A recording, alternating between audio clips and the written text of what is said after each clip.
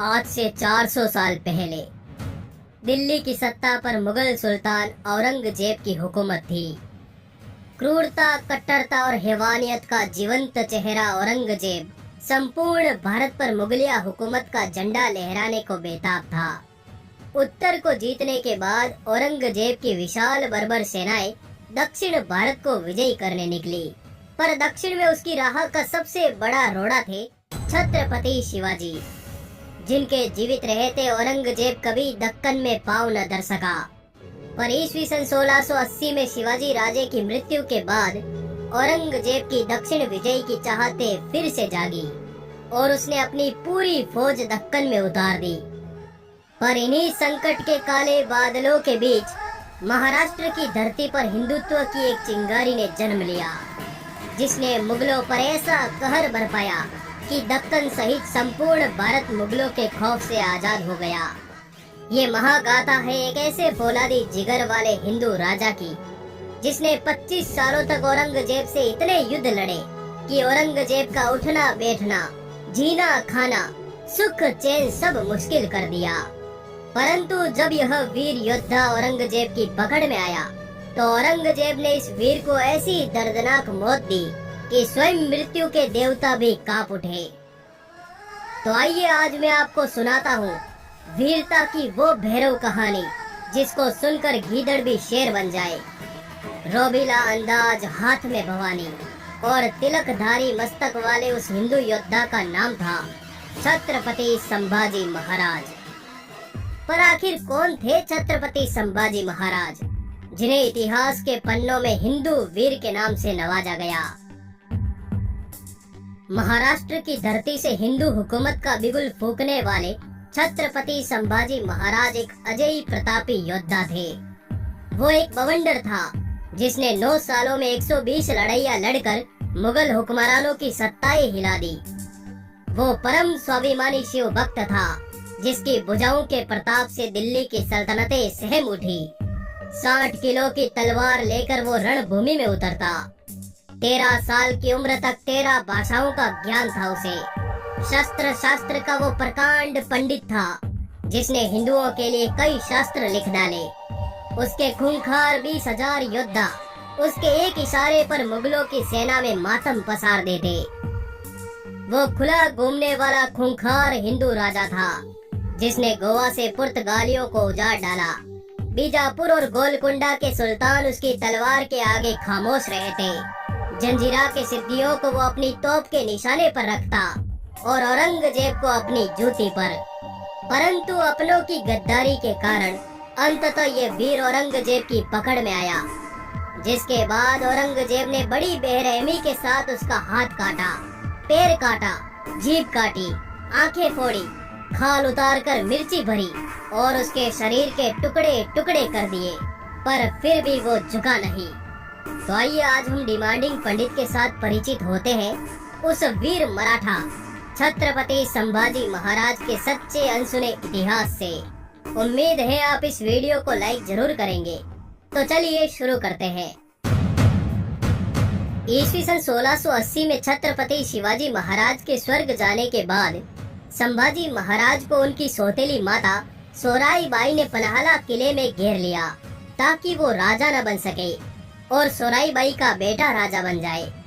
परंतु अपनी सौतेली माँ के इस षड्यंत्र की भनक पड़ते ही शेर के उस शावक ने पन्हाला के कैद खाने की दीवारों को फांदकर पन्हाला गढ़ पर अधिकार जमा लिया और स्वराज के गद्दारों के मस्तक उतारने की सौगंध खाते हुए शंभू राजे ने राजधानी रायगढ़ की तरफ कूच कर दिया।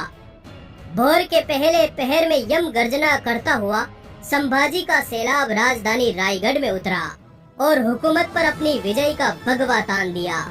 और 20 जुलाई सन 1680 को पूरे वैदिक मंत्रों के साथ हिंदू हृदय सम्राट छत्रपति संभाजी महाराज राजगद्दी पर बैठे।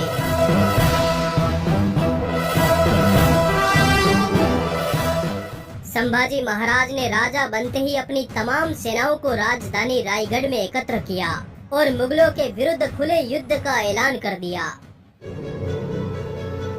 ईस्वी सन 1681 की मध्य रात्रि को संभाजी महाराज ने अपनी तमाम सेनाओं के साथ बुरहानपुर पर धावा बोल दिया।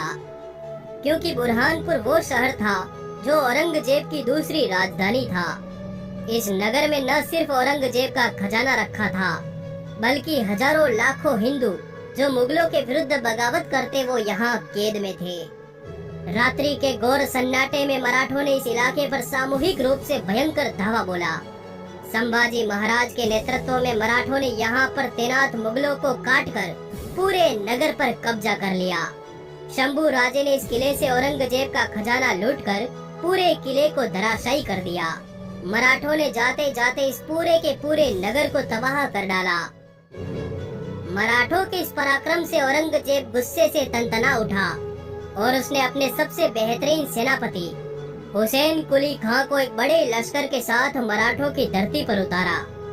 हुसैन कुली खां दिल्ली से यह कहकर निकला कि वो 3 दिन में मराठों को मसल देगा, पर वो 3 साल तक वापस नहीं लौटा, क्योंकि संभाजी महाराज ने उस पर तगड़ा घेरा डाल रखा था। मराठों के आगे उसका पूरा लश्कर लुट गया, सेनाएं मारी गई और वो खुद एक रात मौका पाकर युद्ध भूमि से दुम दबाकर भाग निकला। इस प्रचंड जीत ने संभाजी महाराज को रातों रात दक्कन का सूरमा बना दिया। पर ये बात औरंगजेब बर्दाश्त नहीं कर पाया और उसने मात्र 1 महीने बाद खान जहां बहादुर को 1 लाख सैनिकों के साथ सतारा में उतारा। पर मराठों ने छापामार युद्ध नीति के दम पर खान जहां को दौड़ा दौड़ा कर मारा। वो महाराष्ट्र में जहां भी अपना पड़ाव डालता, मराठे उसकी छावनी पर छापा मार देते। अंततः वो भी लुट पिट कर पुनः दिल्ली भाग गया।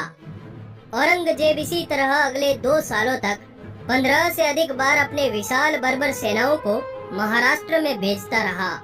पर संभाजी महाराज हर बार कभी जंगलों से तो कभी पर्वतों से निकलकर औरंगजेब की सेनाओं को गाजर मूली की तरह काट डालते। जब सारे प्रयास विफल हो गए तो औरंगजेब स्वयं अपने सभी सेनापतियों के साथ महाराष्ट्र आधमका। 9 लाख का विशाल लश्कर, 15 मनसबदारों की बड़ी सेनाओं के साथ औरंगजेब ने औरंगाबाद में अपना डेरा जमाया। औरंगजेब ने आते ही मराठों पर हमले और तेज कर दिए। ईस्वी सन 1682 में औरंगजेब की बर्बर सेनाओं ने रामशेज के किले को घेर लिया। संभाजी महाराज किले के अंदर थे। 5 महीनों तक दोनों सेनाओं के मध्य भयंकर युद्ध चलता रहा, पर ऊंचे किले तक औरंगजेब की न तो पहुंच सकी न ही तलवार, और अंततः वो थक हार कर वापस लौट गया। अपने किले पर हमले से नाराज संभाजी महाराज ने औरंगाबाद की मुगल छावनी पर छापे मारने शुरू कर दिए। पर ईस्वी सन 1684 को भयभीत औरंगजेब ने संभाजी को सबक सिखाने की ठानी और उसने अपनी सेना को उठाया और सीधे मराठों की राजधानी रायगढ़ पर चढ़ाई कर दी। इस समय दक्कनी रियासतों के 2 मुस्लिम सुल्तान आदिल शाह और कुतुब शाह ने भी अपनी सेनाओं के साथ काफिरों को मिटाने के उद्देश्य से इस किले पर हमला बोल दिया। अब संभाजी महाराज चारों तरफ से शत्रुओं से घिर चुके थे। उन्होंने मराठों को किले पर फैला दिया और रायगढ़ की प्राचीर से मुगलों पर तोप, तीर और भालों की बरसात कर दी। इस हमले ने मुगल सेनाओं को तीतर बीतर कर दिया। अपनी सेनाओं को भागते देख औरंगजेब भी मुंह छुपाता हुआ भाग निकला। इस घटना ने पूरे भारत में औरंगजेब की इज्जत उतार दी, पर फिर भी औरंगजेब रुका नहीं। उसने मैसूर के राजा, जंजीरा के सिद्दी और गोवा के पुर्तगालियों को अपने साथ मिलाकर मराठों को घेरने की योजना बनाई। पर संभाजी महाराज को इस बात की भनक लगते ही उन्होंने गोवा पर धावा बोल दिया। गुस्से से लबरेज मराठे नंगी तलवारों के साथ गोवा की धरती पर उतरे और एक एक कर गोवा के किलों पर भगवी ध्वजा चढ़ाना आरंभ कर दिया। संभाजी महाराज ने गोरों की चमड़ी उधेड़ दी। बॉम चर्च के बाहर खड़े संभाजी महाराज ने जैसे ही अंग्रेजों के विरुद्ध महादेव का युद्ध घोष किया कि तभी पुर्तगाली सेनापति फ्रांसिस्को गिड़गिड़ाता हुआ शंभू राजे के कदमों में बैठ गया और औरंगजेब से दूर रहने का वचन दिया। इधर औरंगजेब पागलों की तरह 9 सालों तक संभाजी महाराज के पीछे घूमता रहा, पर संभाजी महाराज एक काल की भांति उसकी सत्ता पर मंडराते रहे।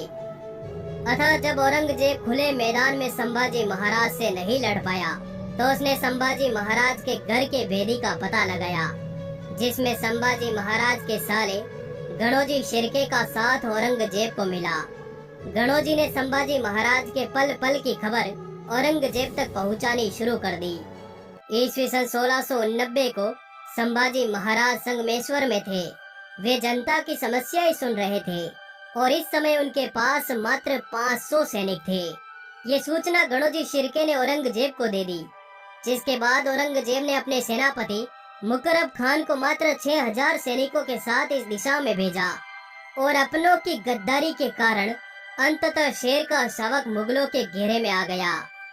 यहाँ एक युद्ध हुआ और संभाजी महाराज और उनके पक्के मित्र कवि कलश को पकड़ लिया गया। 9 सालों से खुन्नस खाए बैठे औरंगजेब के आदेश पर संभाजी महाराज और उनके मित्र कवि कलश को ऊंट पर उल्टा लटकाकर पूरे शहर में घुमाया गया और फिर इन दोनों को औरंगजेब के सामने हाजिर किया गया। औरंगजेब ने संभाजी महाराज से 3 चीजें मांगी। पूरा मराठा राज्य मेरे हवाले कर दो और मेरे गुलाम बनकर राज करते रहो। मेरे किलों से जितना भी सोना और खजाना लूटा मुझे वापस कर दो। और तीसरा, हिंदू धर्म छोड़कर इस्लाम अपना लो। पर शंभू राजा ने औरंगजेब की एक भी शर्त को मानने से इनकार कर दिया, जिसके बाद औरंगजेब ने क्रूरता का वो वहशीपन दिखाया। दोनों वीरों को जेल में बंद कर दिया, पर उन्होंने अन्न जल का त्याग कर दिया, जिस पर क्रूर वहशी औरंगजेब ने उन दोनों के नाखून उखाड़ने शुरू करवाए, आंखों में मिर्ची डालकर पानी के लिए तरसा दिया और फिर जलती हुई सलाखें उनकी आंखों में घुसा दी, जिसके बाद उनके हाथ और पैरों की उंगलियां काटी गई, बालों को खींचकर उखाड़ दिया और फिर धीरे धीरे उनके शरीर की खाल उतारनी शुरू की। उनकी जीभ काट दी गई। ये सब लगातार 40 दिनों तक चलता रहा। हर रोज उन दोनों के शरीर का एक एक अंग काटा जाता, पर शंभू राजे झुका नहीं और अंत में उनके शरीर के टुकड़े टुकड़े कर फेंक दिया गया। पर आज हम हमारे इन वीर सपूतों को भूल चुके हैं। हमारे वीर सपूतों की इस कुर्बानी को जन जन तक पहुंचाए। आपका हृदय कहे तो इस वीडियो को लाइक करें। आपका आभार, धन्यवाद। जुड़े रहिए।